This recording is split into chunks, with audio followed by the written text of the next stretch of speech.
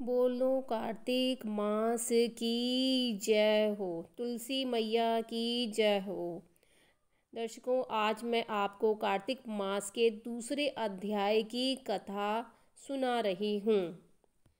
पूर्व जन्म की सुन कथा, सत्यभामा हुई प्रसन्न, कार्तिक व्रत स्नान की महिमा सुनी अनन्य। सूत जी कहने लगे, श्री कृष्ण भगवान ने आगे का हाल सुनाते हुए कहा कि अपने पिता एवं पति की मृत्यु की हाल सुनकर गुणवती अत्यंत दुखी हुई और रुदन करने लगी। हे स्वामी, हे पिता, आप लोग मुझे किसके सहारे छोड़कर चले गए? मैं निराश्रय कैसे रहूंगी? मेरे भोजन वस्त्र का प्रबंध अब कैसे होगा? कौन करेगा? मेरे पास तो कुछ भी नहीं है, मैं किसकी शरण जाऊं? वैधव्य का यह कोप मेरे ऊपर किस प्रकार हुआ? अब मैं कहाँ जाऊं, कहाँ बैठूं और क्या करूं?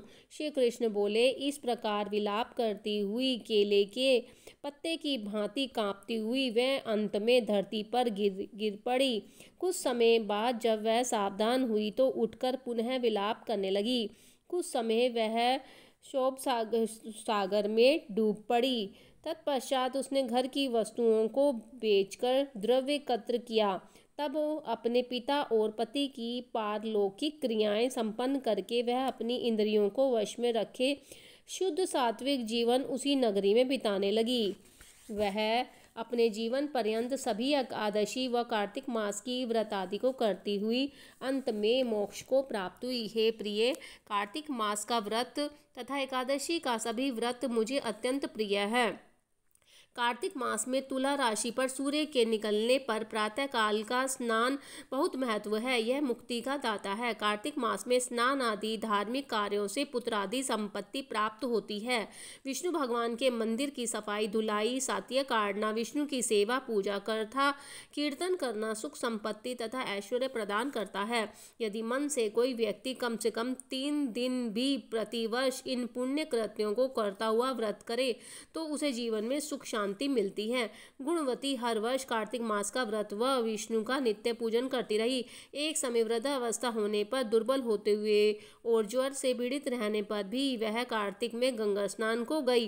वह ज्यों ही पानी में उतरी तो अत्यंत शीत से ठिठुरने लगी। वह थरथर कांपती हुई जल में गिर पड़ी। उसी समय गुणवती ने आकाश से विमान उतरता हुआ देखा जिस पर गरुड़ की ध्वजा लगी थी। उस विमान में बैठकर वह मेरे समक्ष आई। जब कंसादिक असुरों के संहार के लिए ब्रह्मादिक देवताओं की स्तुति करने पर मैंने इस लोक में अवतरण किया तो मेरे साथ तुम भी आई। यथा समय मेरे गणों ने भी यहाँ दानवों के रूप में जन्म लिया। हे प्रिय, इस जन्म में देव शर्मा तुम्हारे पिता सत्राजित हैं तथा तुम्हारा वह पति इस जन्म में अक्रूर है। हे शंभु, तुम वही गुणवती हो जो जितेंद्रिय रहकर तथा कार्तिक स्नान व्रत के उचित पालन से मुझको प्राप्त करती हो। तुमने जो कभी मेरे मंदिर में तुलसी का एक पौधा लगाया था वही पौधा वह अब कल्प वृक्ष के रूप में है। तुमने कार्तिक में जो दीपदान किया वह मेरी पूजा सेवा संयम नियम के साथ की। उसी से तुम में तुम्हारे घर में लक्ष्मी का निवास है। तुमने संपूर्ण व्रतादिक प्रति स्वरूप भगवान को अर्पण किए। उसी फल की प्राप्ति से तुम मेरी भार्या बन सकी हो। इन्हीं के कारण तुम किसी भी कारण मेरा वियोग नहीं मिलेगा। हे प्रिय, यज्ञ दान तप आदि करने वाले मनुष्यों को तो कार्तिक मास व्रत स्नान से प्राप्त होने वाले फल का 16वां भाग भी प्राप्त नहीं होता। सूत जी कहने लगे, हे ऋषियों, अपने पूर्व जन्म का यह वर्णन सुनकर सत्यभामा जी अत्यंत प्रसन्न हुई और श्री कृष्ण को नमस्कार करके यूँ कहने लगी। बोलो कार्तिक मास की जय। यहाँ पर अध्याय 2 जो है संपूर्ण होता है। कल मैं आपको तीसरे अध्याय की कथा सुनाऊंगी। राधे राधे।